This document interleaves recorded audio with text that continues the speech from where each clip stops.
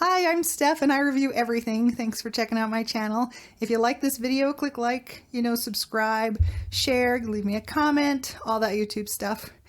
Today I want to talk about my picks for 10 episodes of the original run of Mystery Science Theater 3000 that are must-see episodes. So if you don't know about Mystery Science Theater 3000, or MST3K for short, here's the opening theme song from the original I think 5 seasons, that gives you like a little quick tutorial.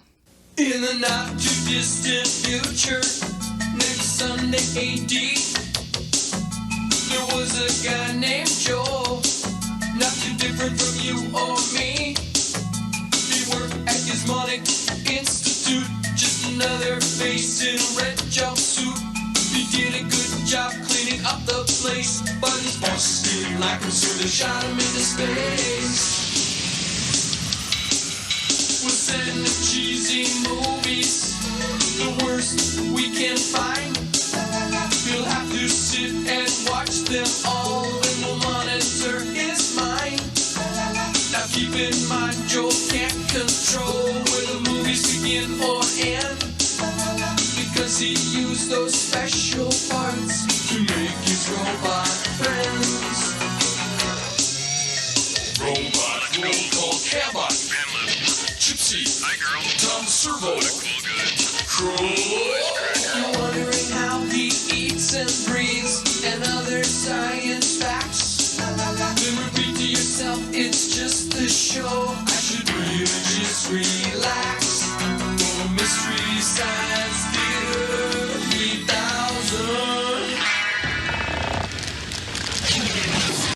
So basically, in the not too distant future, Joel Hodgson had this idea for a funny show about a guy named Joel who gets blasted into space to live on the ship, the Satellite of Love, by the evil mad scientist Dr. Forrester, who's played perfectly by Trace Beaulieu. I'm not sure if I'm saying his last name right. Sorry, Trace.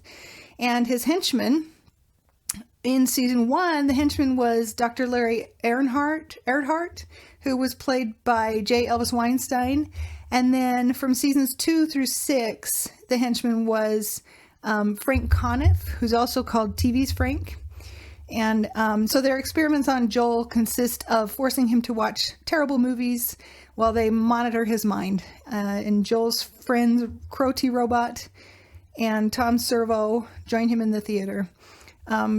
Crow was originally played by Trace and then later by Bill Corbett, and Tom Servo was played by Kevin Murphy. And so there are other robots. There's Gypsy and Cambot, who cameo in many episodes. And in season 5, Joel was replaced by Michael J. Nelson as the main host of the show.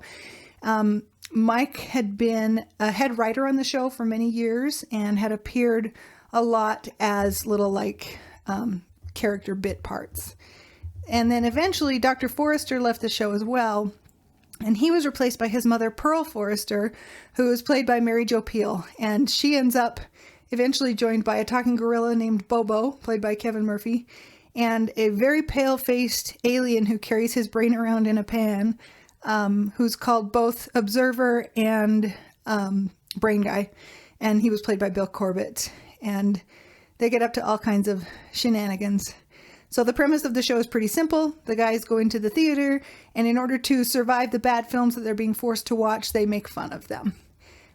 Some episodes, of course, are better than others. This is how it goes with any show that runs as long as this did. I think this ran for a decade.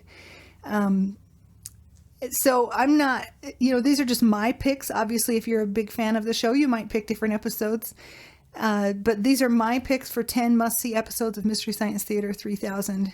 And I think you'll enjoy them. So throughout each episode, whether the host was Joel or Mike, the host and the bots interact, and they'll have little inserted scenes of them doing skits or songs or other little funny things that gives them a break from the movie. When I was younger, I often skipped those host segments just to get back to the riffing, but now they've grown on me and become something that I absolutely love. In fact, there are episodes where the riffing isn't quite as strong as the host segments, in my opinion. So you can find all but one of the videos that are the episodes that I'm going to talk about on YouTube for free. There are a handful of other websites where you can find them, like Tubi, and there is a Mystery Science Theater 3000 channel on Twitch and on Pluto. So those are free, and those are just some fun ways to get to know the show. So there might be some spoilers about the movies in the list below, but they're all older movies, so, you know, too bad. It'll be okay. So here are my 10 picks for must-see episodes. Number 10, Season 8, Episode 21, Time Chasers. So Time Chasers is a low-budget sci-fi movie about a derpy physics teacher played by Matthew Bruch, who, using only his Commodore 64, turns his little plane into a time machine. So he takes along the local reporter, who's a girl he happened to go to high school with and, of course, falls in love with. And they bounce around in time a little bit. And, of course, evil corporate guy wants to steal the technology and do bad things with it. So there are some really great riffs in this one, including the disbelief that Bruch really is the leading man. And the fact that the future looks an awful lot like the present. And there are terrible special effects. The script is really campy. And I just think it's a great episode. So here's a little clip. Got some leftover Miami Vice music here. Plane looks like it can't think of anything to say.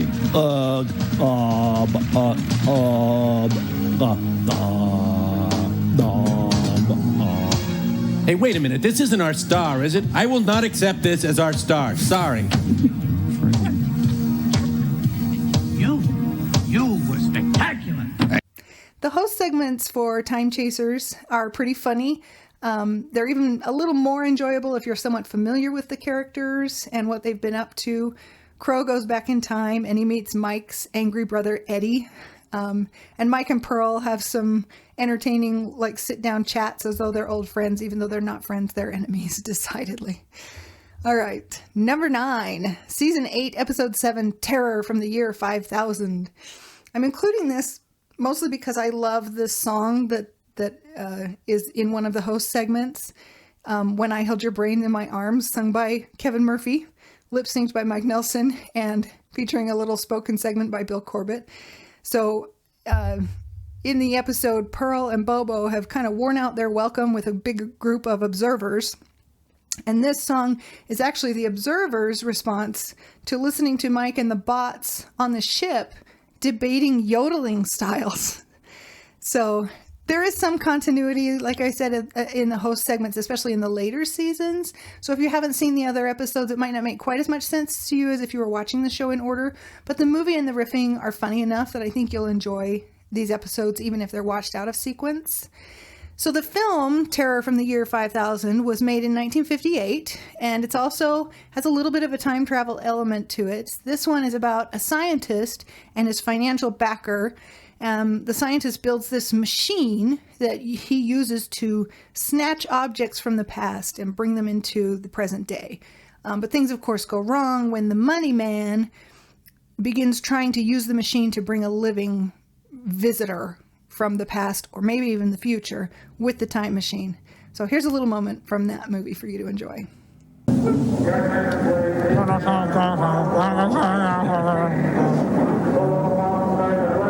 Well, I'm sorry, sir. We only have Bonnie and Clyde's death car left, but we'll just charge you for a compact. What? What about his luggage? How could they leave us hanging? Did he make hotel reservations? There are huge holes in this movie. Yeah. He's hovercrafting. Martin Bormann, stock car racing. Suddenly, this movie's an excruciatingly detailed travelogue. Probably went back and got another car. Okay, let's try this scene again. Okay. Number 8, Season 9, Episode 3, The Puma Man. Where to even begin with the Puma Man? So, the Puma Man has a goofy sort of flying superhero. It has the mispronunciation of the word Puma as Puma. It has Donald Pleasance. There are Aztecs and an alien backstory. It's just a confusion of stupidity, and it's great. So it was made in 1980, so you've got a little bit of carryover of 70s styles in it. The titular character is this bland paleontologist named Tony Farnes. And he's approached by a mysterious Aztec man called Vadinho, who pushes him out the window to prove that he will survive that fall, and that means that he has superpowers. There's a blonde archaeologist named Jane Dodson, who is employed by Donald Pleasance's character named Dr. Cobras, which is such a Bond villain style name, Dr. Cobras. And he has this magical mask that allows him to control others, including Jane. So the Puma Man theme music is an unfortunate earworm. The acting is over the top, and the riffing is on point. Here's a short clip. Yeah, first thing he does is poop on my car. Look out for the... Oh, boy, right into the propellers. Yo. Oh, we gave him the Captain Dork costume by mistake. Pooh, a man, he flies like a moron. Dun, dun, dun. He has the power to rear project major cities. Oh, a bird gets sucked into his engine and he goes down immediately. Yeah, they'll find his black box in here. I hate to be picky, but pumas aren't really known for flying. I don't think so. Look, Twiggy. Wait. You missed her. And he immediately uses his powers for peeping. As for the host segments, Puma Man is supplemented with scenes of Servo suffering from short man disease. Pearl throws an unsuccessful ball at her castle. Mike gets a new hairstyle and then is chosen to be Kawadi Mundi Man, complete with a ridiculous costume. Some of the best host segments are when they make fun of the movie that they're watching. And that's no exception. It's really good. All right, number 7, season 5, episode 12, Mitchell. If you're a fan of the show, you had to know this was going to make the list. Mitchell is very popular among fans of the show. Mitchell was Joel's final episode as host of the show. And what a movie to go out on. A little content warning. Mitchell is a 1975 film starring Joe Don Baker and Linda Evans, of all people. And it's got that 1970s sexy time vibe. So there's a little bit of, semi-naughty content. It's very mild compared to modern movies, but there is a little bit of that in there. And the riffing goes a little bit blue as well. But the majority of it is fine. It's clean. So if you don't know who Joe Don Baker is, you can look him up. He has appeared in many, many movies and TV shows since the late 1960s, and he's even still working today. Mitchell is one of those ridiculous 1970s cop movies. Like from the clothing to the cars to the music and the script, everything falls right in line with what you would expect from this kind of a movie from that time period. Mitchell is written as this glib, tough, smart alecky cop who isn't afraid to go up against the local crime lords. And Linda Evans is a sassy professional woman, if you know what I mean, who for some reason seems to be attracted to the schlubby Mitchell. For a lot of fans, Mitchell probably would land higher on their list of 10 favorite episodes. It's a very popular episode, and I do enjoy it a lot. So here's just a little taste. Say, boss, do you think Mitchell likes me? Shut up and drive.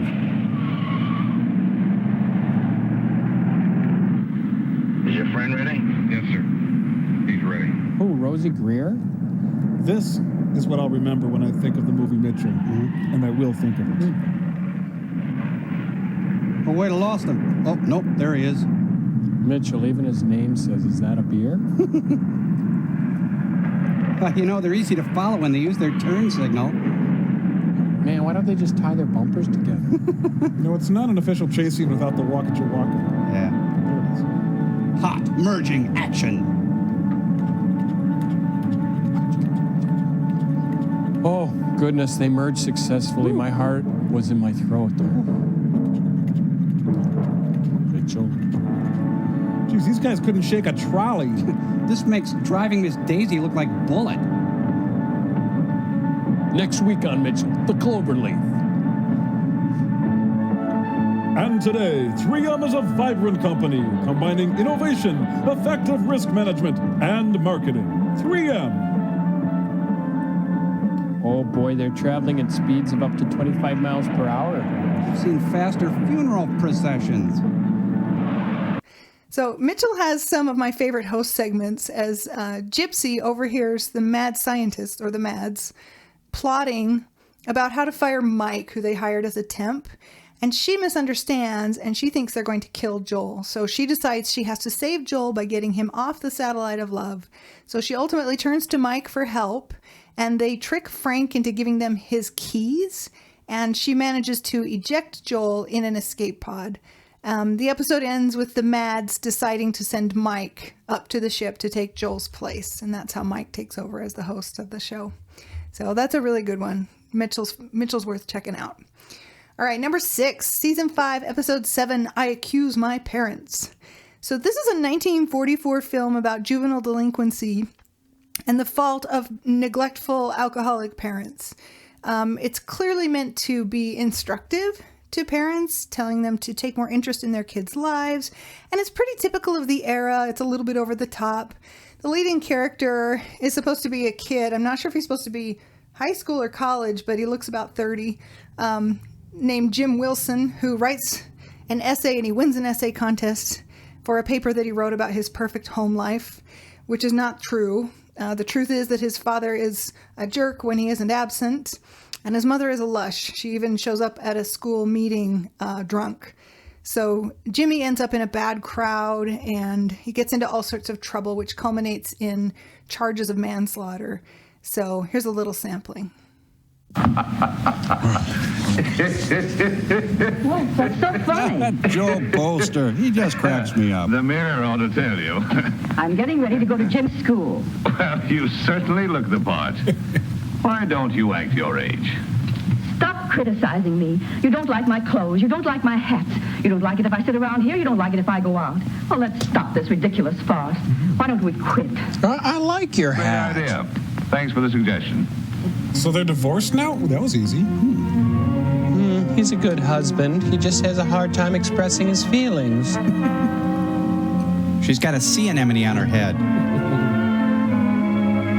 Mirror, mirror on the wall. Can I make it to last call? I'm going to work on the decorating committee. Oh, isn't that swell? Some of us girls thought we could bring some flowers. I'm going to build a blimp and fight the Nazis. To win the contest, I think he should read it at the graduation exercises. Why, yes, what an excellent idea. Wow, the whole school seems to be buzzing about that essay. I wrote about my home, that's all. It's the way any other fella's is. The way a home ought to be. A very happy home, obviously. I'm most anxious to meet your mother. Oh, Mom's swell. Liar! Liar! Liar! Even if I had a lot of brothers and sisters. She must take a great interest in her home. She does. That's all she thinks about. Well, that and twist What off else is caps. there? What's more important when you come right down to it? A woman's job is her home and family, isn't it? At least that's the way my mom figures. Hello, everybody. Oh, and did I tell you she drinks? Sorry if I'm late. Miss Reardon drinks a lot. I'm Jimmy Wilson's mother. She's drunk. It's funny. Oh, shocking. Eleanor Roosevelt's pissed. Ooh. The film I Accuse My Parents is preceded in this episode by a short about truck farming. The host segments include Tom Servo painting himself pink to become a real boy. Joel psychoanalyzes the bots after having them draw pictures of their families. And they reenact a scene from the movie, which are always, really fun moments when they do that. All right, number 5, season 4, episode 24, Manos, The Hands of Fate. And I put this on the list because it's really great, but also to warm you up to maybe go check out the RiffTrax versions of Manos. And if you don't know about RiffTrax, let me just get a little sidetracked here to tell you about it. After MST3K ended, a few years went by, and then Mike Nelson decided to start riffing movies again professionally, and eventually Bill Corbett and Kevin Murphy joined him, and they're the primary riffers. If you go to rifftrax.com, you can look at their catalog and look at all the movies that they've riffed. They lampoon old B movies, modern trashy films, hilarious educational shorts, and much, much more. Do look for the content warnings, though, because not all of their movies are PG or PG-13, and they don't edit out the nudity or sex scenes and things. So if you don't like the sexy business on your TV, that's something to keep an eye out for. Our favorites include Birdemic, the aforementioned Manos. Jurassic Park is a really great riff. And then we love the shorts. Many of the shorts are among our favorite things to go back and rewatch. So a lot of RiffTrax' stuff is now available on their YouTube channel for free. And there are also a handful on Amazon Prime and on Tubi. And there are also RiffTrax channels on Twitch and Pluto. So if you want to check out RiffTrax, that's a good way to get to know it. But back to MST3K. So Manos is considered by some to be the worst film ever made. I've seen some contenders, so I'm not sure if I agree with that. But it is surreally bad. The director and writer, Harold P. Warren, stars as Mike, who is this man driving his wife and their little daughter on vacation. They get pulled over by a cop, and then they eventually get lost in what is clearly a Texas suburb. They meet the caretaker of the home of a cult leader called the Master, who worships Manos, and he has a big scary dog. The caretaker, Torgo, is his own flavor of odd and creepy, and he has his own theme music when he walks. The editing of the film is terrible. Some scenes are actually out of focus, and others are cut really erratically, and other scenes just go on way too long. The jokes in this episode are solid, so here's just a little clip of Manos. Well, Manos. Right. Not in so many words. Manos. Oh, yeah, I hear you. Tonight, Manos gets caught in a deadly game of cat and mouse. Sorry, but you're not filming Manos Hands of Fate in our town. Maybe it's a hot poodle. All right, nothing to see here. Show's over. I love that one. Cover me, Ron. Check this out. You have any idea how you were framing back there? All right, mister. I see you have a tail light problem. No excuse. Running late, first vacation, kid getting tired. That's too bad. Wait a minute. Can't you give us this a break, is just officer? one guy talking. Just one guy. All right. Sure do appreciate it. We are running kind of late. Okay. Just one guy. If you're running late. You should have started Is it earlier. Jeffrey Zaslow? Anyhow, no tail light. Have it fixed. Thank you, officer. Thank God he didn't search the trunk, honey. That was just one guy doing all those voices. I can't... So what are we, about a half hour into this movie? No, I'm afraid not. It's more like a minute. No. Yeah. So Manos, the film, is preceded by a short called Hired Part 2. And they showed Hired Part 1 in the preceding episode, Season 4, Episode 23 for Bride of the Monster. And in that episode, Joel and the Bots perform a musical version of Hired that is a great little production. It's very funny. Manos' host segments include Joel dressing up as the Master, but Servo's not impressed. But even better than that, this episode features Mike dressed as Torgo, who delivers pizza to the Mads. Apparently, Frank ordered pizza from Torgo's Pizza instead of Togo's Pizza, and it's complete with the costume and the walking music and everything. It's really great. So if you've never seen Manos, this is a good introduction to the film. You certainly could go find it online and watch it unriffed, but I don't know why you would. So as I mentioned, RiffTrax has done 2 versions of Manos. They did a live version and a studio version of the film, and they're both, I believe, available on Amazon Prime. So if you watch this and you like it and you want to watch them riff it again with different jokes, that's the way to do it. All right, number 4, Season 8, Episode 20, Space Mutiny. So Space Mutiny is a 1988 space opera of sorts, starring real-life couple Reb Brown and Sissy Cameron as Dave Ryder and Dr. Leah Jansen. And they're members of the crew of a ship called the Southern Sun, which is on this long voyage to its home planet. And the voyage is so long that not everyone on board will even survive to make it home. So there are some nefarious folks on board who decide to engage in some bad guy nonsense with space pirates and, of course, mutiny. Their goal is to sell some of the passengers into slavery. So good times. One of the funnier things about this riff is there's a running gag of Buffman nicknames that Mike and the Bots give to the main character of Dave Ryder, who runs around in the film wearing a white tank top that shows off his huge muscles. I think that the MST3K wiki says that they actually give him 40 nicknames in the episode. So if that's correct, that's pretty good. That's a long running gag.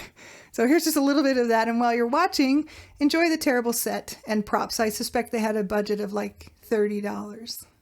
We put our faith in blast hard cheese, Slab bulkhead. Bold big flank. splint chest hair, flint iron stag, Bolt Vanderhuge. thick McRunfast, Buff drink lots. Trunk slam chest. Fist rough bone. stump beef knob, Smash lamp jaw. Punch rock groin. buck plank chest, Stump junkman. Dirk hard peck. rip steak face, Slate slab rock. Broad bone meal. brick hard meat, Whip slag cheek. Punch side iron. gristle McThorn body, Slate fist crunch. buff hardback, Bob Johnson. Oh, wait. Blast thick neck. Crunch butt steak. slab squat thrust, Lump beef broth. Touch rust rod. reef blast body, big McLarge huge, smoke man muscle, Beat punch beef. hack blow fist.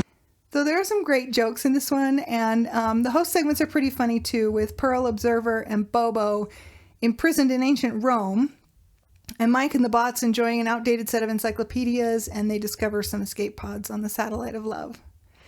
Number 3, we're getting into the really good stuff now. Season 9, Episode 7, Hobgoblins. Hobgoblins also received the Riff Tracks live treatment not that long ago. But honestly, I think I like the MST3K version better. I get such a kick out of the host segments on this episode.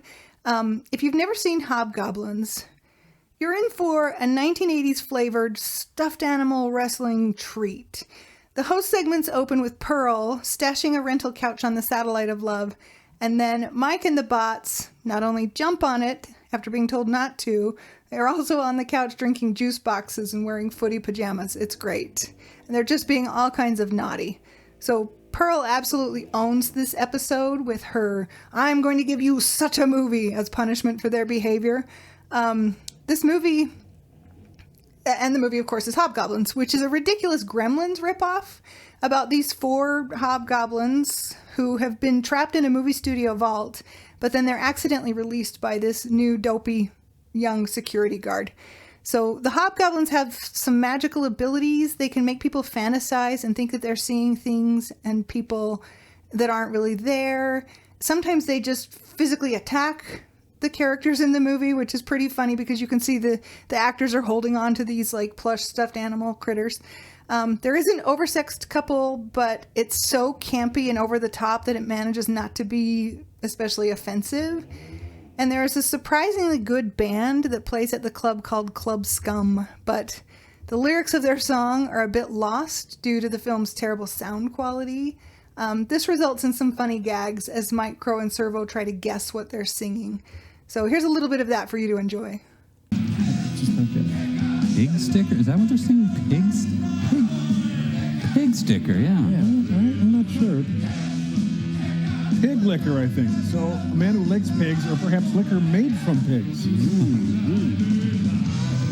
I would not want pig liquor. I don't know. Neat. And just to whet your appetite a little bit more, here's a pair of clips featuring the hobgoblins themselves. J. McInerney. Come on, Amy, would you get with it? I think we stumbled onto Mel's rock pile. Meet the hobgoblins. Frankie, Sniffles, Bounce Bounce, and the Claw. On 2 and break. They're having an all-girls night.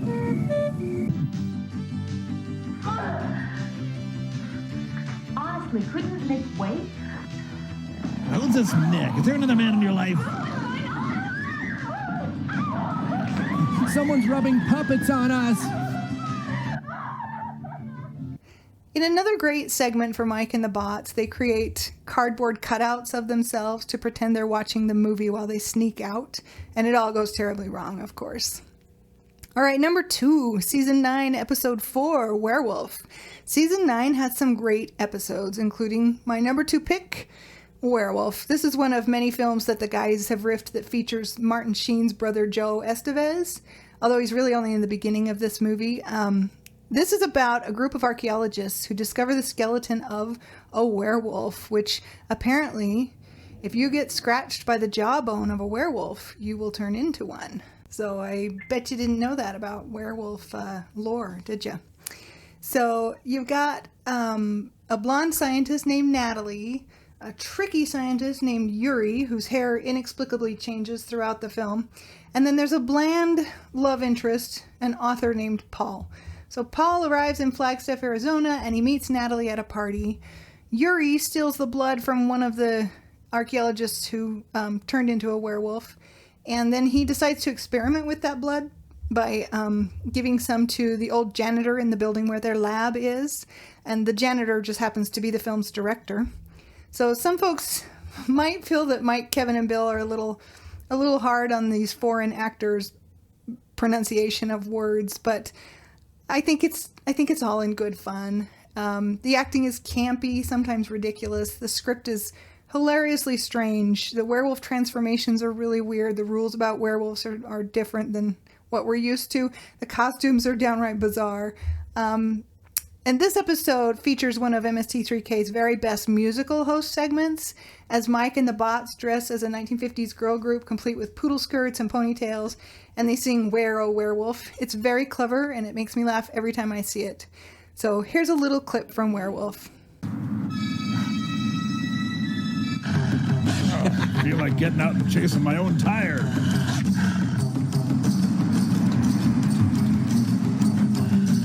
An American werewolf in traffic. Great, what are the ramp lights still doing on? Same gas station. I'm gonna follow the hell out of him. Now that I'm driving, those caribou don't stand a chance.